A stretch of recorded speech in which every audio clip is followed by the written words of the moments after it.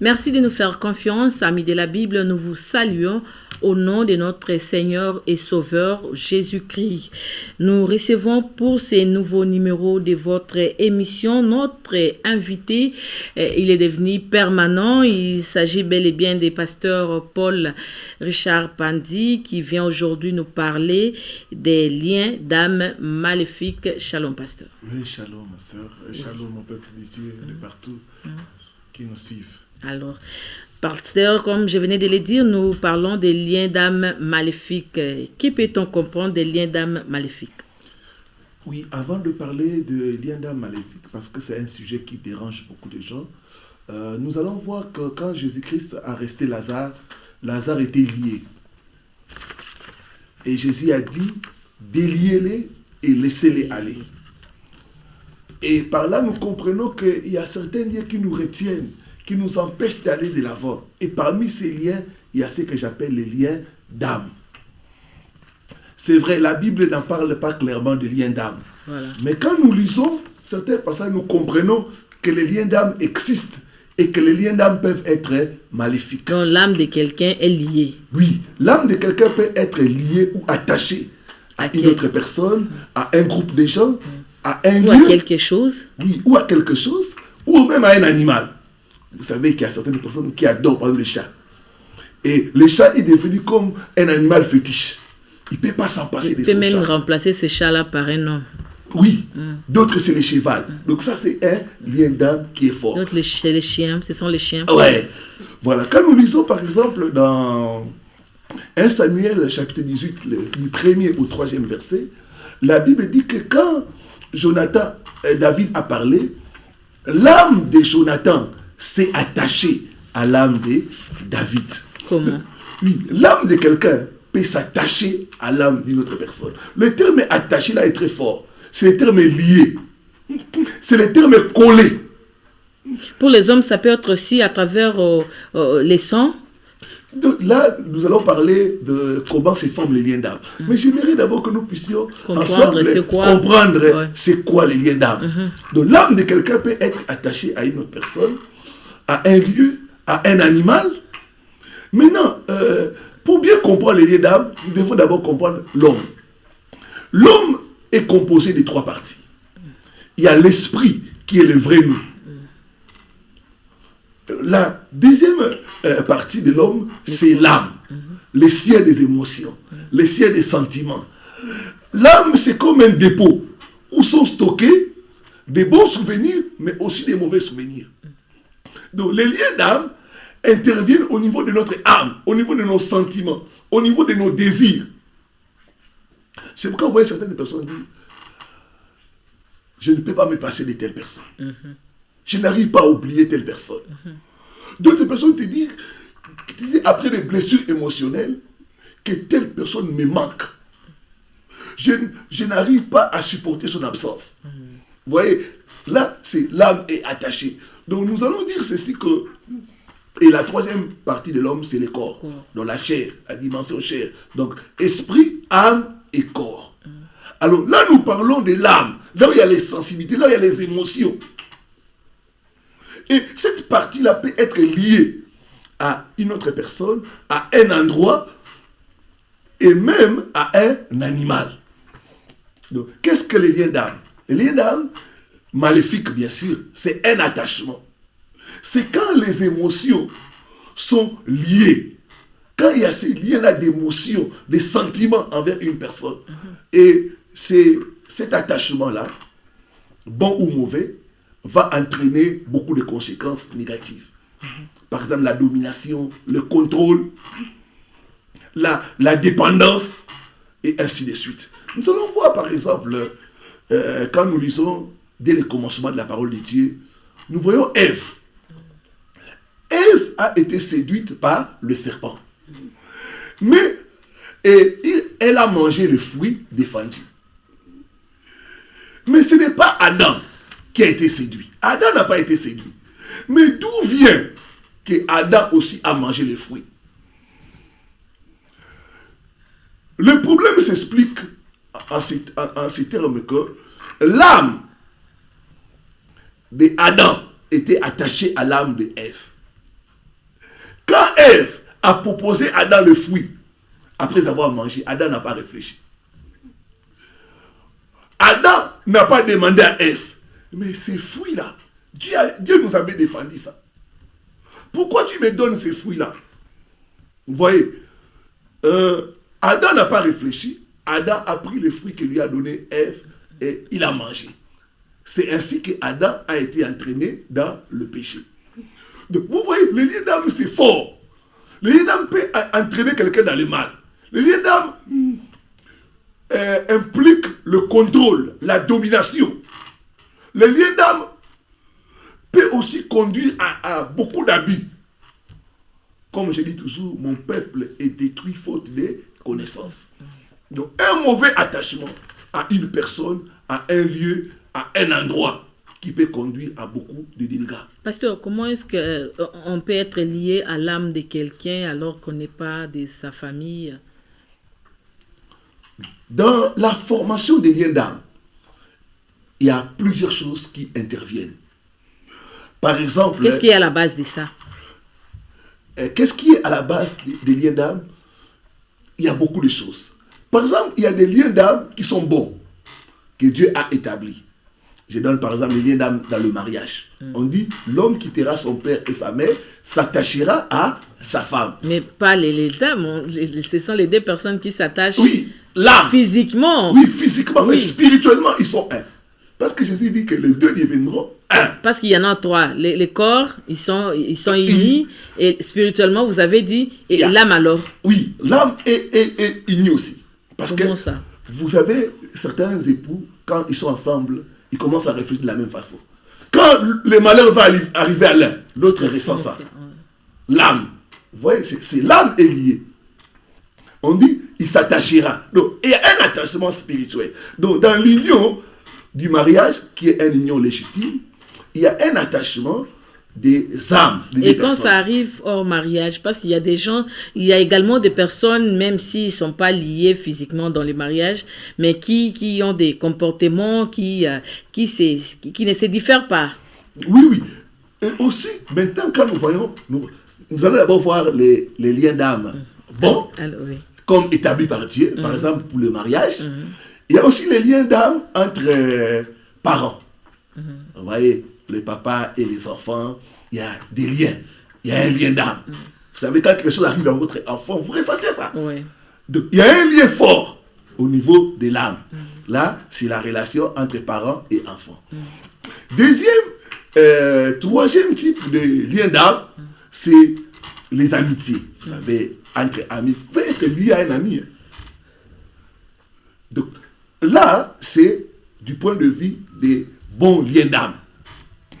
Dans les bons liens d'âme, nous voyons par exemple, il y a l'amour, il y a l'esprit de service, on veut le bonheur de l'autre. Donc il y a ça quand c'est légitime. Maintenant, le mauvais lien d'âme. Donc dans les mauvais sens alors? Oui, c'est dans le mauvais sens. Quand il y a maintenant la domination, le contrôle, on veut abuser de l'autre. On veut nuire à l'autre. Vous voyez, là maintenant, il y a un mauvais lien d'âme. Je donne un exemple, par exemple. Oui. Dans un couple, l'homme, à cause du lien d'âme, commence à maltraiter sa femme. La femme, tellement, elle est victime. Mais il sait qu'elle va partir où? Elle est avec moi ici. Oui. Avec tous les enfants que je lui ai fait là, elle va encore aller où? Vous voyez, mais Dieu n'a pas établi ce lien d'âme-là pour être abusif. Quand ça devient abusif, là maintenant c'est un mauvais lien d'âme. Donc on peut pervertir ce que Dieu a établi. Vous voyez, par exemple, quand un homme et une femme ont des relations intimes en dehors du mariage, c'est vrai, il y a une union des corps. Mais vous savez que s'ils se séparent, parce qu'ils se séparent, il peut arriver qu'ils se séparent. L'autre va commencer à penser à l'autre personne. Pourquoi leur âme a été unie? Bien qu'ils se sont séparés physiquement, mais leur âme est toujours unie.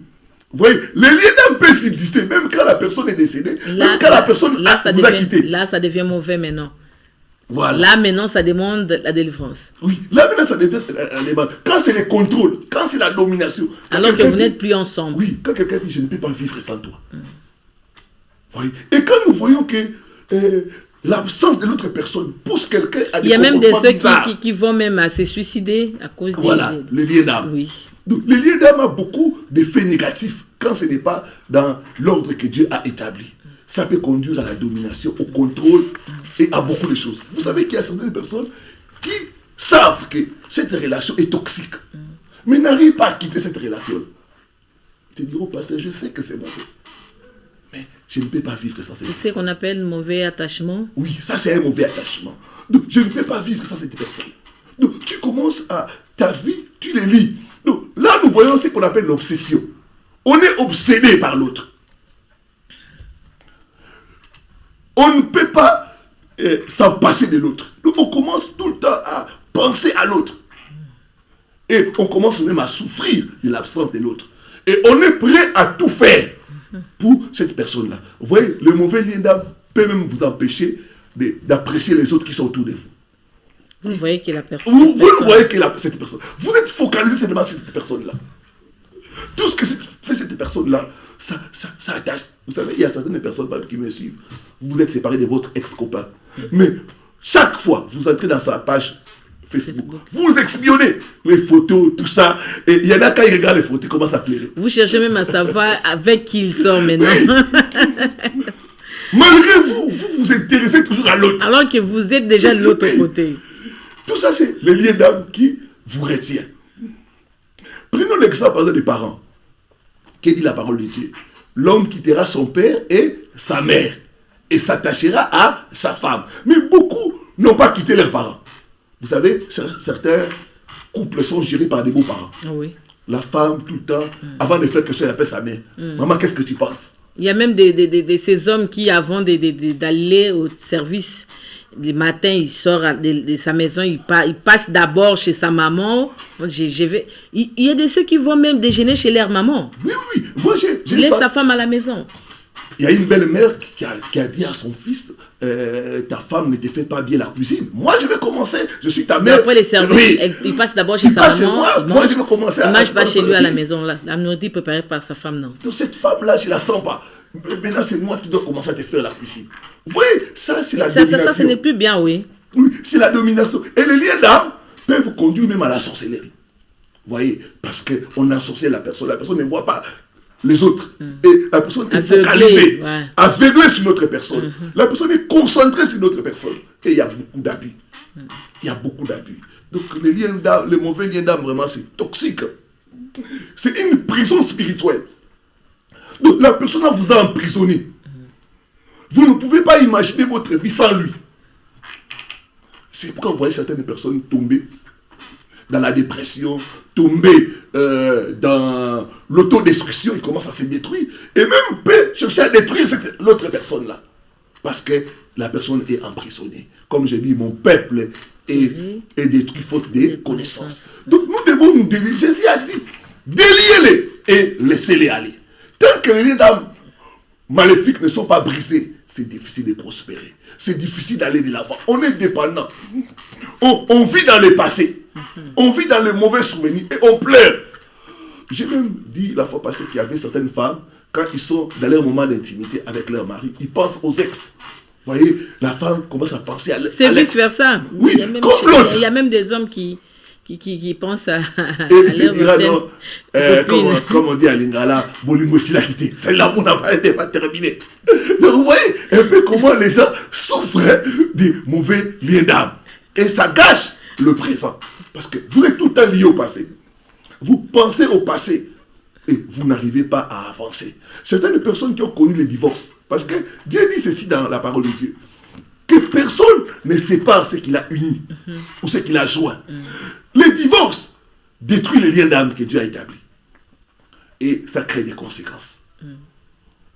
Donc, vous voyez, ces conséquences-là, les parties souffrent. Mais la même Bible dit que si des personnes ne s'attendent pas, ils ne peuvent pas marcher ensemble, pasteur. Oui, mais Jésus a dit quoi? Vous avez commencé ensemble, mais si vous voyez que ça ne vaut plus la peine, tant mieux. C'est mieux de se séparer que de continuer ensemble alors que vous ne faites pas route ensemble. Jésus a dit au commencement, il n'en était pas ainsi. Donc, dans la pensée de Dieu, il n'y a pas le divorce. C'est vrai, il y a certains cas où ça peut arriver, mais ça crée toujours des blessures émotionnelles. Ça crée toujours du ressentiment. Ça crée de la rancune, la haine. On n'arrive pas à oublier cette relation-là. Voilà pourquoi beaucoup de gens n'arrivent pas à recommencer leur vie. Ils sont tout le temps tournés au passé. Donc le lien d'âme, vraiment, c'est une prison qui nous empêche d'apprécier les autres. Parce que tellement vous êtes obsédés par cette personne-là, vous ne voyez pas les gens qui sont autour de vous. Vous ne voyez que cette personne-là. Oui, vous êtes focalisés sur cette personne-là. Et ça vous détruit. Oui, pasteur, comment reconnaître que cette personne à côté de moi a de l'influence négative contre ma vie? Oui, quand cette personne-là vous pousse au mal. Vous voyez, Ève a poussé Adam au mal. Quand vous êtes devant cette personne-là, vous perdez tout sens d'objectivité. Tout ce que la personne peut vous dire, vous le faites. Moi, j'ai connu une femme qui souffrait de mauvais liens d'âme. L'homme lui demandait, sors de ton compte $1000. Il lui donne. Je suis fauché, prends dans ton compte. Et l'homme a commencé à dépouiller la femme, jusqu'à ruiner la femme. La femme a commencé à prendre des emprunts. Et elle a été dans les découvertes bancaires. L'homme est parti, mais a laissé la femme avec des dettes. Donc quand vous perdez tout sens d'objectivité dans une relation, on commence à vous commander. Fais ça. Ne faites pas ça. Vous savez qu'il y a certains hommes, quand il est en relation avec toi, il te coupe de tous les autres. Oui. Il te sépare même de ta famille. Également, oui. C'est vice-versa, bien sûr. Oui, ouais, c'est vice-versa. C'est vice-versa. Je ne veux plus te voir avec cet ami. Donc il te sépare, il t'isole. Tu n'as pas le droit d'aller chez vous si moi je ne donne pas l'autorisation. Bien sûr, il n'y a même plus d'autorisation, donc reste là seulement. Si tu veux aller chez vous, tu dois toujours être accompagné par moi-même. Voilà, c'est ça les mauvais liens d'âme. La domination, l'isolation. On te pousse maintenant à perdre l'objectivité, à perdre le contrôle. Tout ce que va te dire cet homme-là, c'est ce qu'il faut faire. Vous voyez, là maintenant, ça devient un obstacle à l'épanouissement de l'autre. Une bonne relation doit conduire à la liberté, doit conduire à l'épanouissement de l'homme et de la femme. Mais quand une relation devient obsessionnelle, quand une relation devient toxique, là, c'est mauvais. Que faire alors pour se libérer de ces liens d'âme, pasteur? Les liens qui sont dans le mauvais sens, bien sûr. J'aimerais, pour cette émission, dans la prochaine émission, je vais parler de comment se forment les liens d'âme et comment se libérer. Parce qu'il y a beaucoup de choses dans les trucs des liens d'âme. Premièrement, dans comment se forment les liens d'âme, il y a la première notion, c'est la proximité. Les liens d'âme se forment par la proximité. Quand vous êtes proche de quelqu'un, il y a un lien qui se tisse. Je donne un exemple, par exemple, d'un homme marié qui allait visiter une autre sœur qui n'était pas sa femme. Chaque fois, il appelait au téléphone. Il passait du temps avec cette femme-là. L'homme est marié, la femme est célibataire. Et chaque fois, quand l'homme a des problèmes, il appelle cette sœur. Il partage avec lui ses problèmes. Un mauvais lien d'âme s'est formé. Jusqu'à ce que la femme a commencé à sortir avec le monsieur. Vous voyez, la proximité. Les gens avec qui vous êtes proches, vous formez des mauvais liens d'âme. Voilà pourquoi on dit aussi que camarade à moi, c'est dans mon bas les alakaté. À quelque sorte. Oui. À la fin, il y a toujours quelque chose qui se crée. Soit on est tombé amoureux, soit finalement on reste des amis. Mais en tout cas, pour la plupart des cas, on tombe amoureux. Oui, c'est pourquoi il faudrait dans nos relations avoir des bases saines. Associer Christ. Une relation doit être basée sur la vérité, le respect de l'autre, l'amour, bien sûr. C'est certains principes bibliques. Mais quand nous sortons du cadre de Dieu, nous risquons de tomber dans de mauvais liens d'âme. Donc la la proximité. Comment se forment les liens d'âme? Le bon et le mauvais. L'autre, c'est par les paroles. Quand vous dites, par exemple, sans toi, je ne peux pas vivre. Vous savez, ce sont des paroles qui vous lient. Oui. Les paroles vous lient. Vraiment, je ne peux pas me passer de toi. Ces paroles-là sont en train de vous lier. Quand vous dites, par exemple, je n'arrête pas de penser à toi. Je n'arrête pas de penser à toi. C'est des paroles qui vous lient. La Bible dit, par tes paroles, tu es lié. Le pouvoir de la parole. Voilà.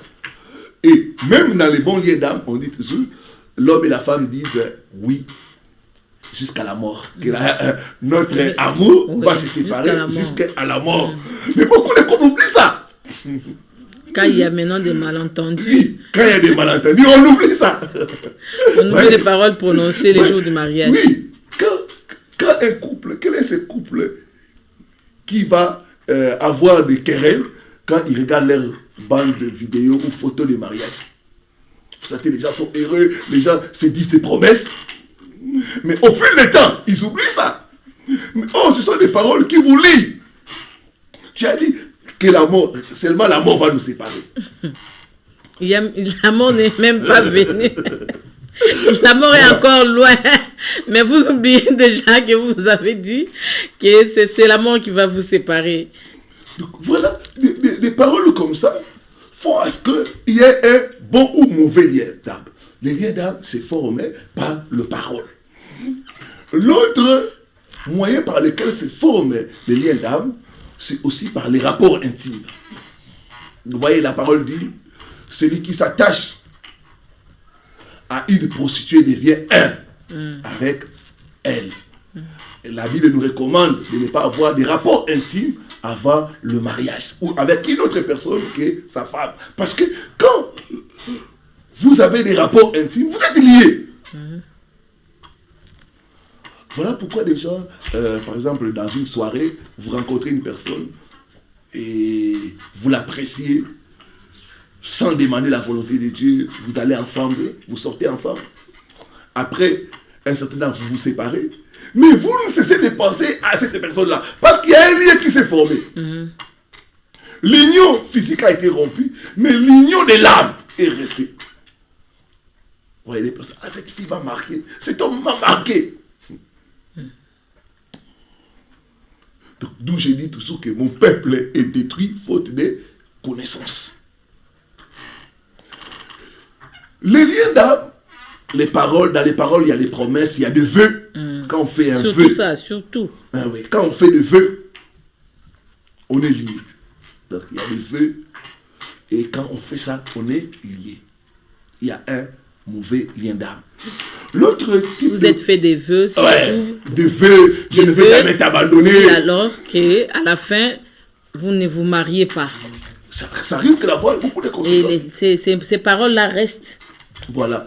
J'ai entendu l'histoire de deux personnes qui sont aimées, qui ont fait des vœux. L'autre a voyagé. Et malgré que l'autre personne était voyagée, l'homme était à l'extérieur. Et l'homme promettait toujours à la femme, tu es ma femme, reste là pour moi, je vais t'épouser chaque fois, ainsi de suite.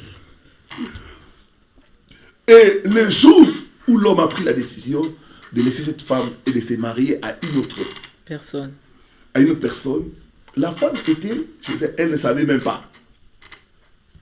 Quand l'homme est allé à la mairie, on célébrait les mariages. L'autre femme qui est restée en Afrique est tombée. Elle a ressenti Oui, elle a ressenti. Elle a ressenti ça, oui. Elle a ressenti quelque chose, elle a fait tomber par terre. Elle est tombée. Elle était évanouie. On l'a amenée à l'hôpital et on était obligé de la réanimer, tout ça.